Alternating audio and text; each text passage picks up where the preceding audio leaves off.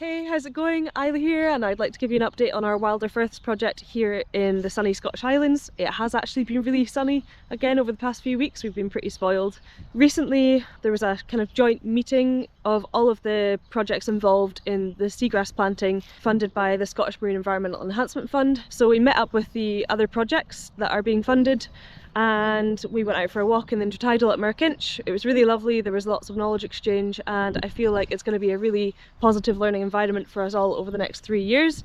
We should learn a lot about seagrass restoration and how best to go about it in Scotland. We've also undertaken a seeding trial at Lettich in the Beauly Firth. This is kind of overkill for the mud, isn't it? Where's your risk assessment? In the car. Good morning. I'm absolutely clattered in mud, and that is because we are doing a seeding trial here today in the Beauly Firth. And I think, how many methods are we using, Josie? We've got two methods. So we've got the caulking gun, which I'm using at the moment, and then we're also hand sowing. But within those two methods, we're trialling out different densities of seeds. So we've got two methods with the caulking gun, one with 25 seeds and one with 50, and then two methods hand sown, one with 25 seeds and one with 50 as well. Nice. Cool. Also clattered in mud. Also clattered in mud, yeah. So we've got like 6 plots, I suppose, that have 5 quadrats in them each with a control, and then what Josie just described there as well. So the plots, yeah, they're kind of scattered up here. We used like random site selection, so it was, the points were kind of generated in QGIS. The middle of them is marked with a, well, it's kind of like trialing how we're going to mark these things out as well. But here we have a hammer handle, and then here we have a bamboo cane with electrical tape that's a specific like kind of colour where each quadrat is. So this one is stripy, this one is yellow, we've also got green and yellow over there, and green there, and then white there, and white is for the control. And you were saying, Josie, that the caulking gun actually seems like the easier method for this site, or better method than hand seeding. Yeah, I mean, other than when it gets blocked up, which is quite frequently as well, but you are able to get like a better consistent depth. Yeah. So we're using these nozzles on the end, and we've got a hole put in on the side, and that's because if it's at the bottom and you inject and then pull it up, the like suction brings the seeds back up with it. So our hole's on the side here. But yeah, like the gun gets clogged up quite often, so it's constantly taking the top off and shaking it out. But it's better than the seeding method because the sediment's so soft. Like when you're seeding and you, well, this is a bad example, but you make a line, quite often like the water will just pour into that line. Yeah. And then the seed ends up just floating and not getting that 3 centimetre depth that it needs. So yeah, for a site like this, it's going to be a bit more faffy and maybe take a bit longer, but I think it will be a more reliable method with the caulking gun. But we'll see how the results are. Nice. And how certain are we about the distribution of the seeds in the caulking gun with it each inject? Not massively certain. So the aim pretty much is just that we want to have 25 or 50 seeds in the area of this quadrat. Yeah. So yeah, ideally you would have the same number of seeds coming out in every inject, and so you can kind of have a better idea of what's going on, but it's kind of impossible. We did trial that out and it was pretty inconsistent, the number that were coming through, but we know at least that within this 0.25 metre squared area that there will be 25 or 50. Yeah. And that's what's important for us to know. That's a certainty. Yeah. Gotcha. So yeah, as well as marking these plots out, we're also taking the coordinates with the GPS, just in case there's any difference between the randomised points on QGIS and what we're doing out in the field. So we have this board that's marked out with the depth and the width that we're looking for, but it can get a bit stuck in the mud. So this is for the hand seeding and you're making trenches? Yeah, but it quite often will come back up with, yeah. Oh yeah, I see what you mean with the... That's why, yeah, this sediment type's not... Oh, that's looking okay at the moment. And then we've got these tubes here with a bit of salt water and the seeds counted out. So there's 6 seeds in this one. I just give it a bit of a swirl so that they're all suspended, and then inject that across as well. Nice. I said inject, but it is hand sown. I did ask myself this. Is this like, does it count?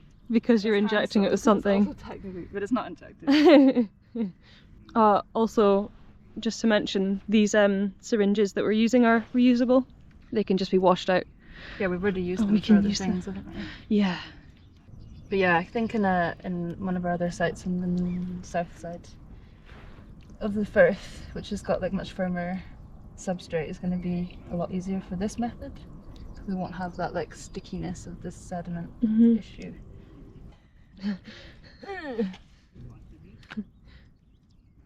Who needs the gym? And we could actually like have the seed in our hands and try to like count it out and put it in, but the seed is also so sticky. And yeah, that would just like, we'd be like flicking it off our fingers in, and who knows where it would end up. There we go. Our seeds are in there. Let's go and get them in the ground.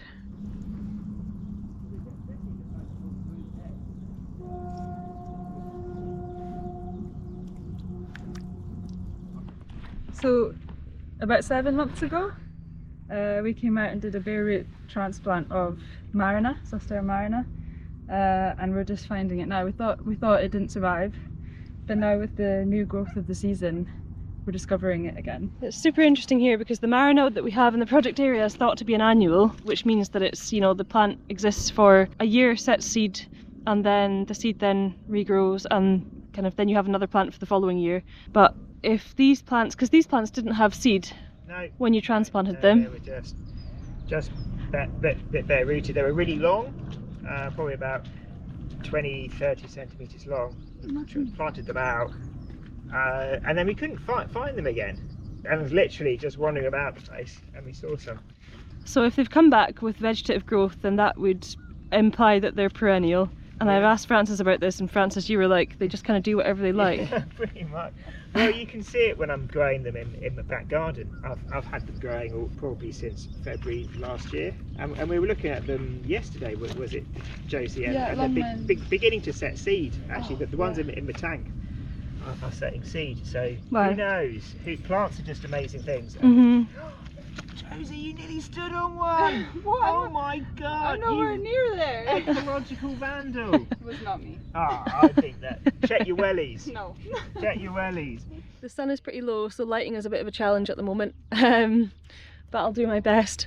So that's us wrapped up the trial today. It was really useful to see how much time it takes us to achieve like seeding using various methods, and maybe some kit that we might be missing and things that we should consider if we were to scale any of these methods up. Fingers crossed we get some good results, as in good germination rates, from this trial. And it's also really exciting that we found some of the bare root transplants, but it looks like they've actually moved from where they were originally planted.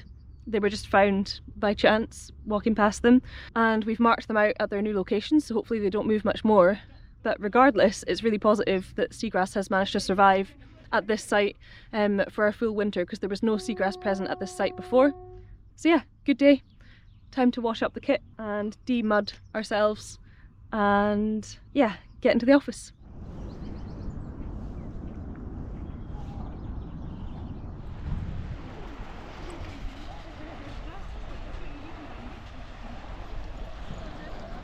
Yeah, here with Josie at the moment, and we're on a Citizen Science Day that we have organised in collaboration with Moray Ocean Community, and the idea of today is that we head out to this stretch of beach in Cromarty and look for the invasive non-native species, the American Slipper Limpet, which could hamper native oyster restoration efforts in the area and also other coastal marine ecosystems.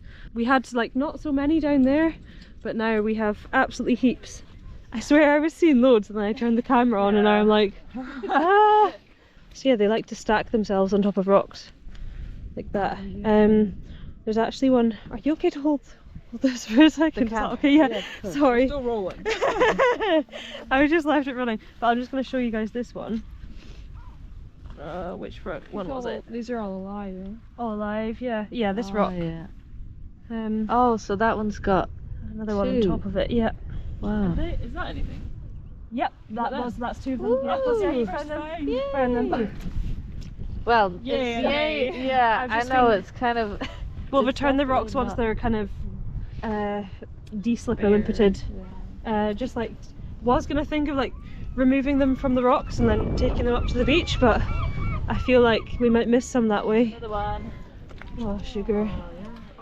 Initially on the beach we were feeling quite happy because we'd only found a couple, And then we got to the other end of the beach towards the end of the survey and found loads. So what I'm actually doing right now is walking to the car because we've got tea and tray bakes for everybody. So taking the tea and tray bakes to the area where people are still collecting some. So I'm here with Hugh, who is the first member of the community that actually found them back in 2023, was it, in Fortrose? No, it was in 2024 in September. 2024. Beginning of September. I was just walking on the shore and saw something I'd not seen before. And Yeah. I used to collect shells, so I knew it was different.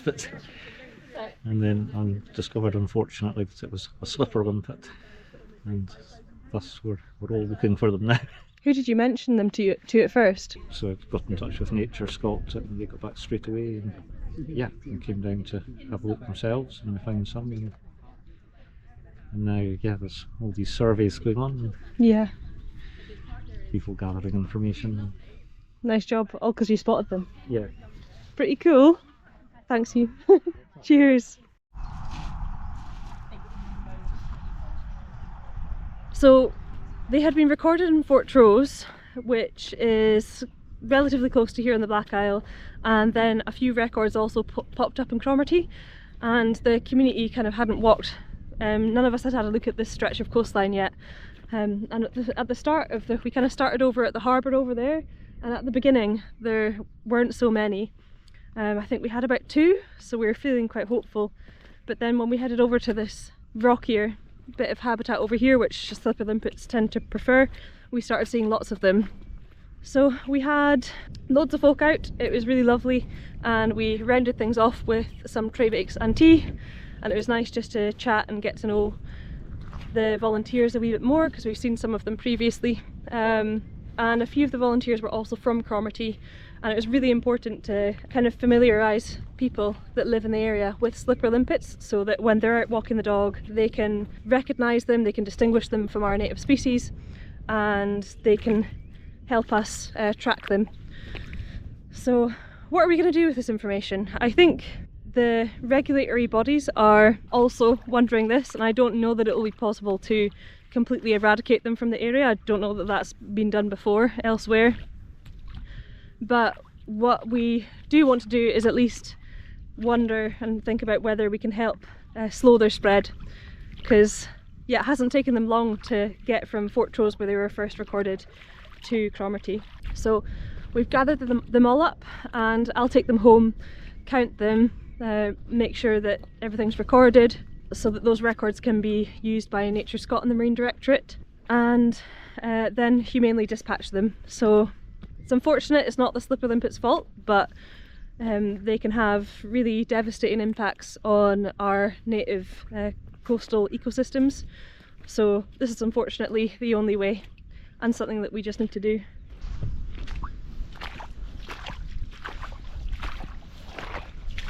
It's now the day after our citizen science event that we hosted in collaboration with Moray Ocean Community, looking for slipper limpets in Cromarty, and I've come to where, or close to where, we have our proposed native oyster nursery site, which is further west than the Firth, just to see if there's also slipper limpets here, because it's a nice low tide today, so we've made it a Sunday afternoon activity to come out and yeah, see if we can find them. I hope we don't. I hope they haven't spread this far yet. Yeah, it's pretty it's a scary thought, I'm not gonna lie, because I've heard of areas further south in the UK where you'll be walking across like a pebbly beach and most of the shells that you're seeing are slipper limpet shells, so they really smother out other species.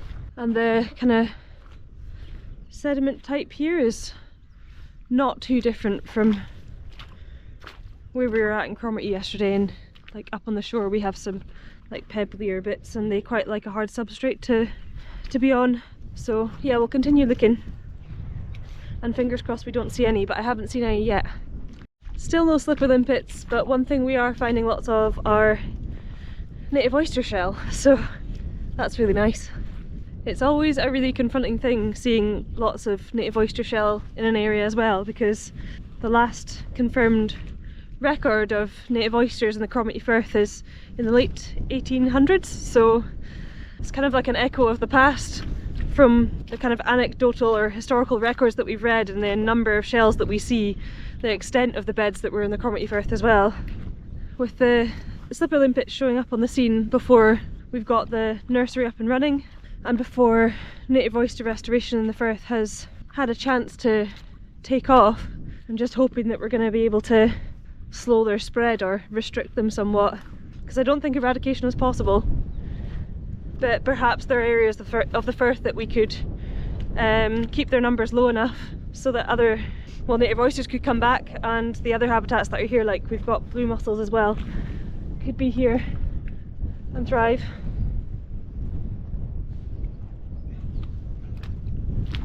It's like everywhere I look there's an oyster shell. Not sure if you've ever seen a ragworm, but we've also got some of those, which is pretty cool. There's a couple here and one over there.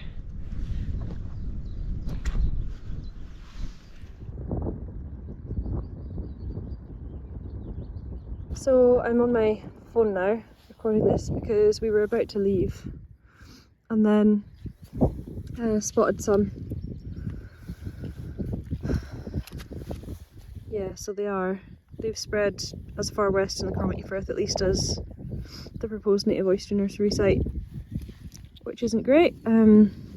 So I think we need to probably start speaking to people that are living in areas where these guys have really taken hold, and also to have some more talks with the regulatory authorities and see if anything can be done. But for now, we should probably head home, guys, eh?